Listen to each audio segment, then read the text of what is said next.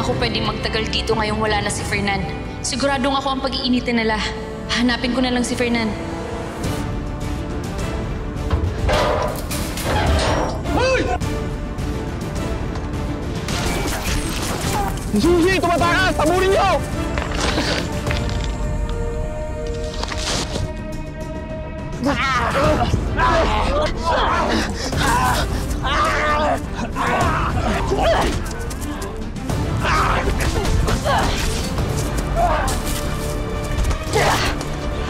Oo, salamat. Salamat. Ang mahalaga, ligtas kayong dalawa. Mag-ingat ka. Kayo din! Sir, babae. Kilala ko to. Si Suzy. Suzy. Buhay pa siya. Kailangan natin siyang gamutin. Yun yung suot ni Lola nung huli ko siyang nakita. Si Lola yun. Bumalik siya. Hope, huwag ka maingay. Baka marinig tayo ng infected. Hope, delikado dyan. Baka makita ka ng infected. Nandito na ako. Kamusta ka? Anak. Eh sila, Cesar at sister kasi may tinutulungan sa loob. Baka sakali ako, baka may tulong. Sige. Tulong din ako. Papawiin ko ang kampo mula sa kanila. Papalikan ko sila. Wait, Scarlett. Siguro mas mabuti kung kumamit tayo ng stereo gloves. Meron sa stock room. Pati ka kumuha. Hindi pwedeng malaman ni Greg mula kay Susie na buhay pa sila Charity. Kagagawan ko nangyari sa'yo. Pangako. Ako din ang hahanap ng lunas. Magkakasama-sama tayong muli. Lahat tayo katulad ng dati.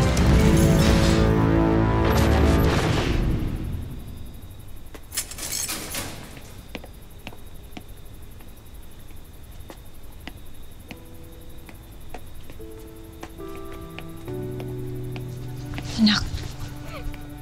Anak, tahan na. Ligtas na tayo. Charity, totoo ba yung radyo sa akin?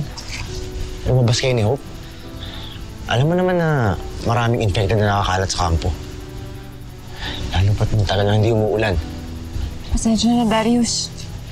Huwag ka mag-alala, hindi na mauulit. Si Hope kasi nakita niya yung wala niya sa labas kanina eh. Kaya sinundan niya, akala niya buhay pa. Mabuti na lang wala nangyaring masama sa inyo. Huwag kang mag-alala. Hindi na siya makakapanakit ulit. Dahil kinailangan ko mamili. Siya o si Hope. Yel, samahan mo muna si Hope sa loob. Sige na.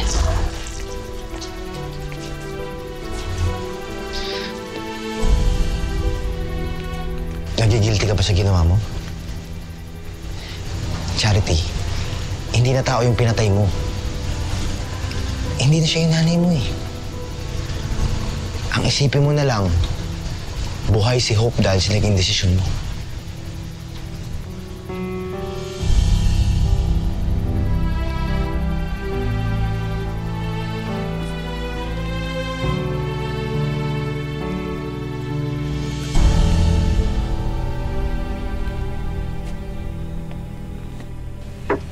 Doktora?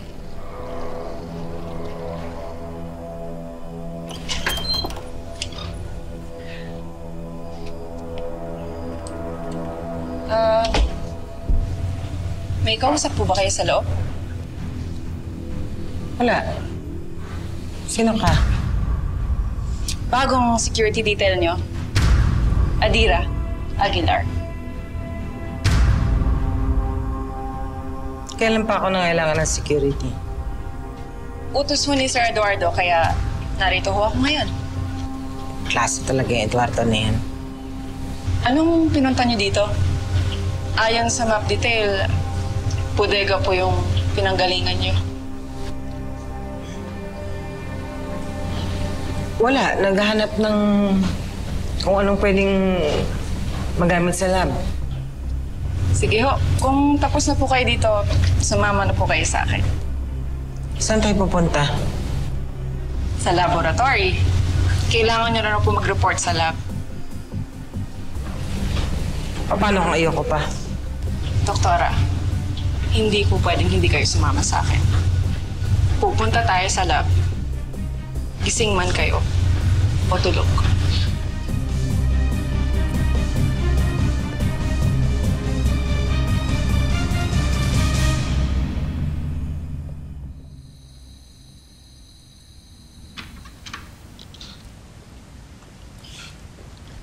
Sister, dapat din natin ginamot yung tauhan sa premo. Tingnan nyo, plano pa po pala nilang magiganti dun sa dati nilang kampo. Nasa poder na natin siya ngayon. Baka may pagkakataon na mabago natin siya. Sister, parang wala naman po sa pagmumukha niya yung pagbabago eh. Baka po mamaya, madamay pa tayo sa paghihiganti ni Supremo. Hindi kayo dapat mag-alala.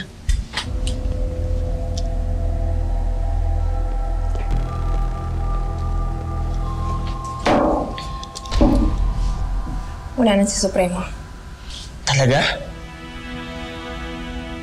Buti naman. Baka mamaya tayo pa yung maging biktima dun eh. Sumalangit nawa ang kaluluwa niya. Sister, pwede ko po bang makausap yung tinutulungan ninyo? Bakit, Katrina? Kilala mo ba siya? May kasalanan din ba siya sa'yo? Hindi ba? Katrina, kung binabalak mo maghiganti sa kanya ngayon, nakikiusap ako na sana... Sister, maniwala po kayo sa akin. Gusto ko lang siyang kausapin. Sige. Pag dumating din po si Greg, pakisabi po na hintayin na lang niya ako lumabas. Sandali lang naman po ako. Sige. Salamat po.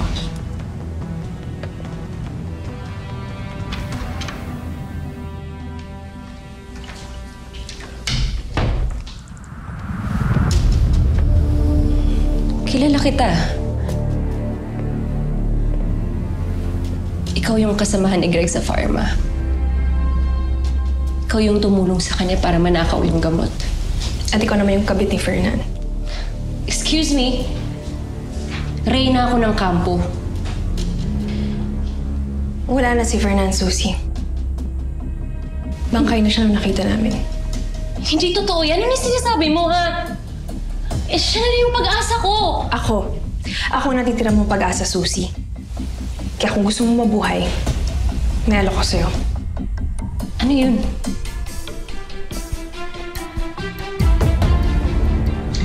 Simple lang. Buhay mo, kapalit ng katahimikan mo. Sa tono ng pananalita mo, parang papatayin mo ako kung hindi ko sinunod yung gusto mo. Mamamatay tao ka rin ba, Katrina? Kaya ko. Para sa laking mahal ko.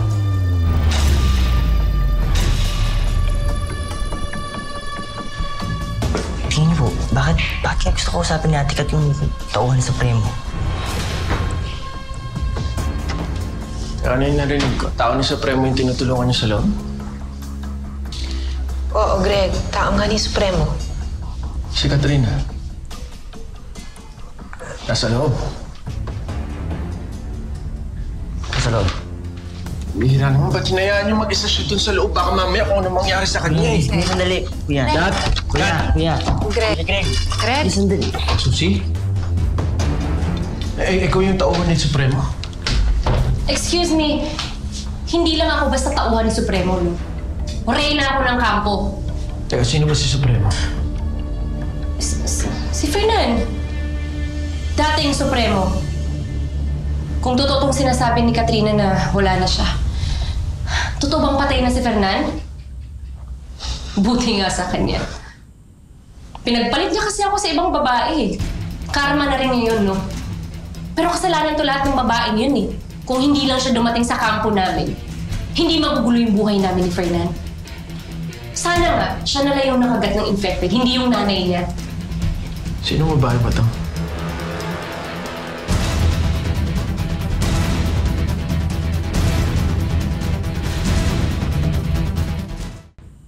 Sino mo ba ito? Sino, Susie? Hindi, wag na, Greg. Hindi mo naman kilala eh. Tsaka, patay na si Fernan kaya wag na natin pag-usapan. Pinakwento kasi sa akin si Katrina eh. Nakilala niya raw yung nakasama nila Charity dati. Ikaw, Susie, nakasama mo rin ba sila? Sa kampo niyo ba napadpad ang mag-ina ko?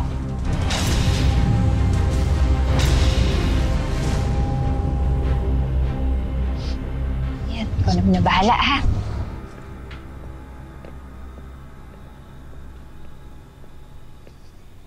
Ay, Oh, Dari. Expired na kape. Gusto mo? sige lang, salamat. Yo, Ayun, babantayan daw muna siya ni El. ako nga palang totoo ka sa mga batang yan, ha? Hindi pwedeng malingat yung mga mata ko dyan. Kinuwentuhan ako ni Yel, Nakalabas pala yan si Hope. Nangako kay Greg na hindi ko kayo pababayaan. Salamat, Jimboy, ah. Alam mo, kasalanan ko rin. Naging pabayaran ako, Masyado ka lang sigurong inalala yung pagtakas ni Fernan. Kaya tuloy pati yung mga bata na pabayaan ko. Leksyon para sa atin lahat yan. Dito sa loob ng kampo, ligtas tayo. Wala si Fernan, wala si Susie. Pero sa labas, delikado tayo. Habang nandyan yung mga infected na yan.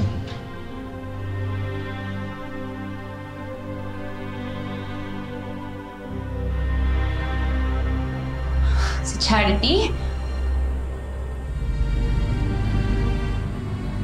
Hindi ko siya nakita simula nung nagkagulo, Greg, And nabalitaan ko din na naging biktima sila ng mga infected. Bakit kaya di ka magala-gala sa labas? Malay mo, baka paabutan mo sila, di ba? O makasalubong mo. Tama na, Susie. Totoo naman Linis-linisan ka pa dati, Greg. Kung tutuusin naman, ikaw ang pumatay sa mag-ina mo. Ikaw yung nagkalat ng virus, di ba? In short, ikaw ang pumatay kay Charity. Pinagsisisihan na ni Greg ang lahat ng nangyari. Ang sabihin niyo, inuusig na siya ng konsensya niya.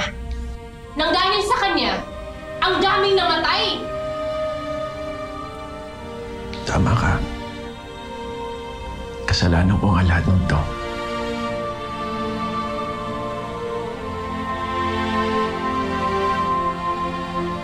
Para ko na rin pinatay mag-ina ko.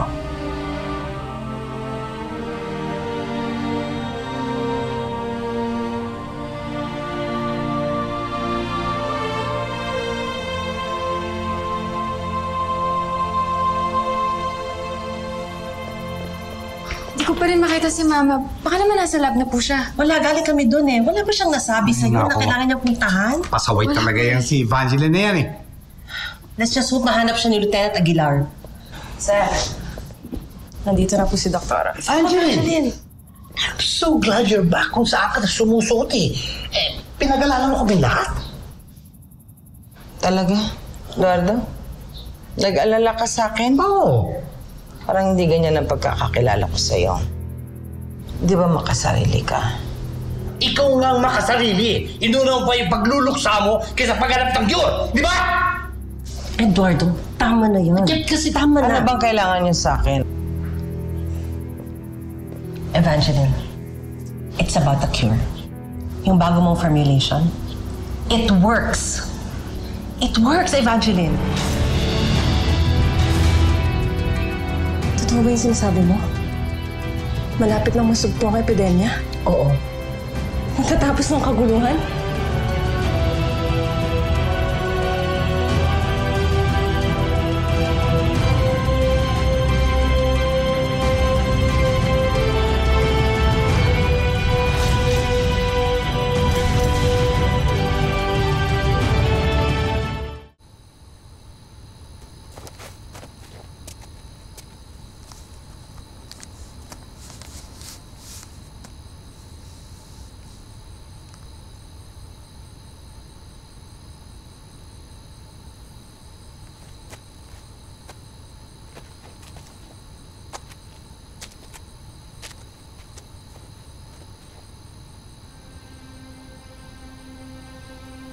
Paalam po, Ama.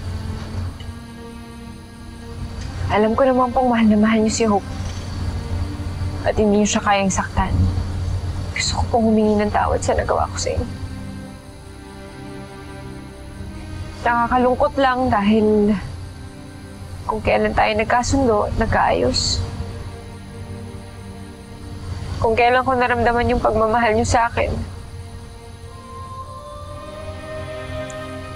Saka pa kayo kinuha sa akin ng virus. Greg, wala na si Mama.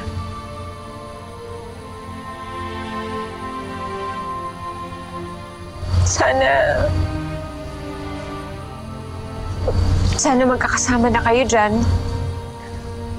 Sana balang araw, magkita-kita rin tayo. At mabuo pamilya natin.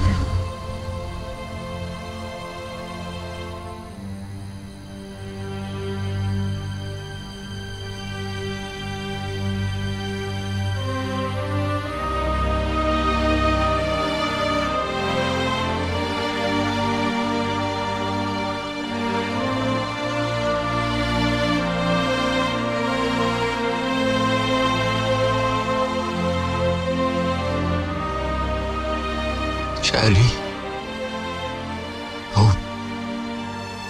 Patawarin niyo ako. Patawarin niyo sana ako na hindi ko man lang kayo naprotektahan. Dahil ako may kasalanan kung bakit kayo namatay. Ako nagpakalat ng virus. Akong punot dulo ng lahat. Kayo yung naging kapalit sa lahat ng mga kasalanan na gawa ko.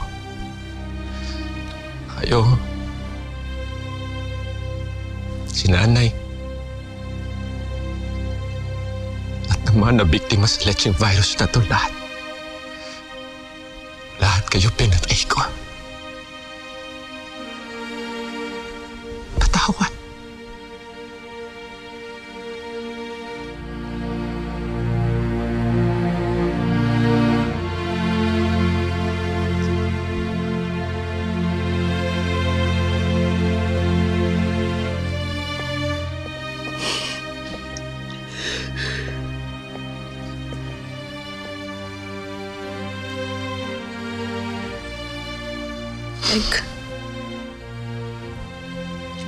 Tama na. Hindi mo na sila may babalik. Hindi na mabubuhay sina Charity. Pinatay ko sila, Kat. Pinatay ko sila.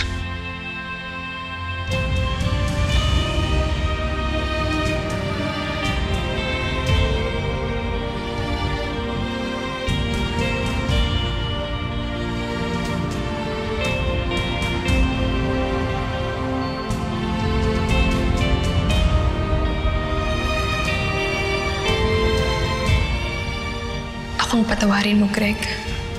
Patawarin mo ako kung ginagawa ko ang lahat para mailayo ka kay na Charity. Patawarin mo ako kung mahal kita.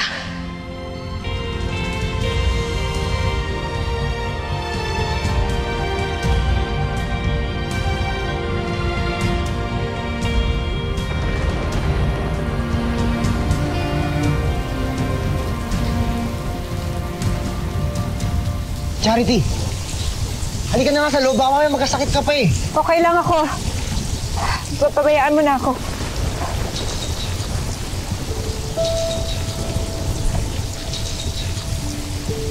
Ma. Greg, Nay. Gustuhin ko man kayong makasama at makita. Hindi pa po pwede. Dahil kailangan pa ako ng anak ko at ni El. Kailangan ko silang protektahan.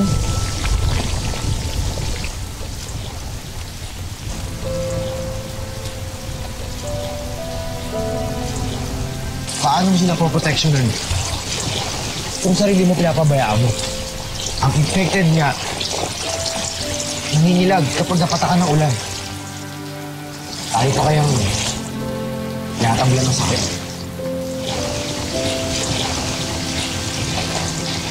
Salamat, Stephen.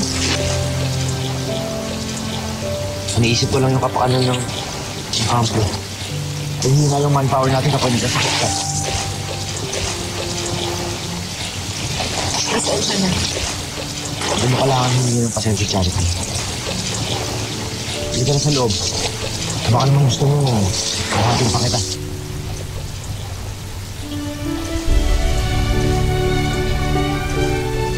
Salamat.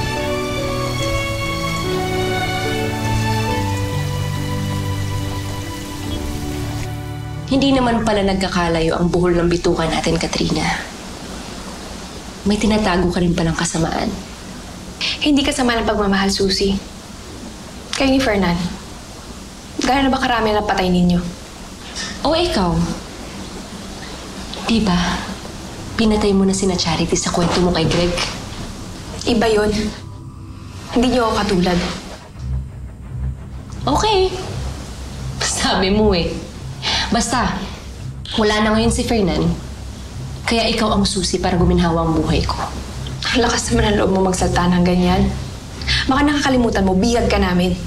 Bilanggo niyo nga ako dito. Pero Katrina, nakakalimutan mo kaagad? Hawak ko ang sikreto mo.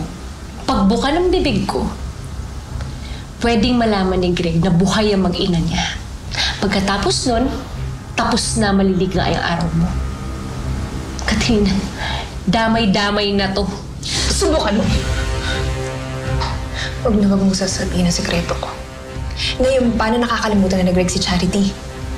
May pagkakataon na ako sa puso niya. At hinding-hindi mo sisira yung pagkakataon yun. Naintindihan mo? Kaya nga, aayusin mo ang pagtira ko dito sa kampo niyo.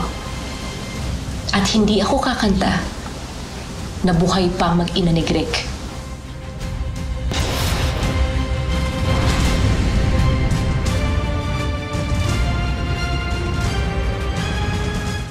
O, buti naman nagpalit ka agad ng damit. Sa probinsya namin, kapag natuyuan ka ng tubig ulan, doon nagsisimula yung trangkaso. Salamat. Di bale, babalik ko to kapag natuyo na yung mga damit ko. Kahit wag na. Ito ba, yung mga damit to. Mamili ka dyan. Ano? Damit kaya pinamimigay mo kay Charity, Darius? Bakit ba kahit sinong namumuno dito may special treatment ka, ha, Charity? Nung una kay Supremo, tapos ngayon pati kay Darius, special ka? Ang landi mo talaga. Hindi ako malandi, kayo lang nagsasabi niyo. Walang special treatment dito. Tsaka bakit? Itong mga gamit na to, di ba kinuha nyo lang dito sa mga tao dito? Ngayon wala na si Susie at wala na si Fernan. Lahat tayo pantay-pantay na dito. Wala nang lamangan. Ang gamit ng isa, gamit ng lahat. Buhay si Darius!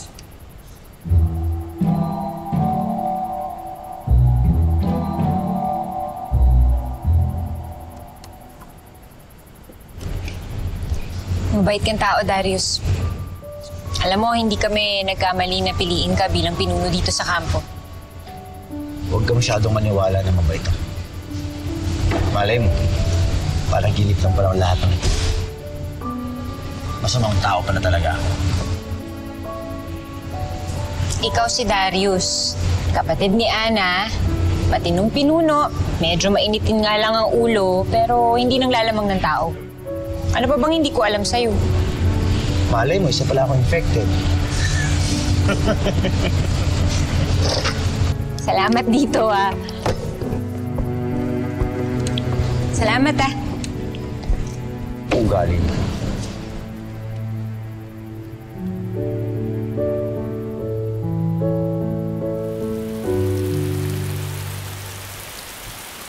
Saan yung lakas na tungalan, no? Lakas ng buhos eh. Baka may mga container pa tayo sa loob na pwede natin gamitin. Habang wala pang infected ng mga nakakalapit. Sige, kuya. Hanap ako. Sige, sama na kita. Greg, alam mo, mabuti pa magpahinga ka na. Kaya na namin dito. Wala lang, assistant. Kailangan ko rin kasing kumilas para makalimot na rin siguro kapag paano. Alam mo, kung nakaya mong humingi ng tawad sa ibang tao, dapat kayanin mo rin patawarin ang sarili mo. Sikapin ko.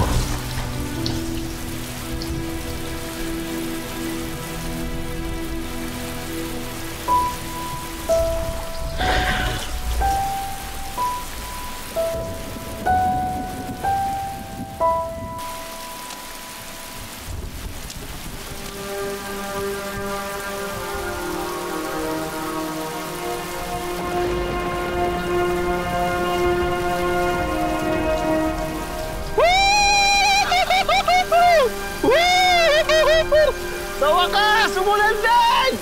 Ang presko sa katawan! Labas natin ang lupa! Ba talaga pakiramdam pag nakaligo ka sa ulan? Alam mo ba ang magandang hatid na itong ulan na to? Pwede na tayo magdiwaliw hanggang doon sa labas. Hindi na tayo harangin ng mga infected. Natural. Takot sa tubig yung mga infected eh. Pero meron akong alam na panakot sa mga infected bukod sa tubig. Ano? Ikaw.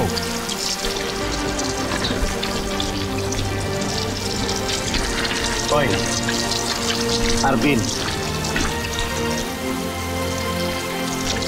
Akulin mo ako.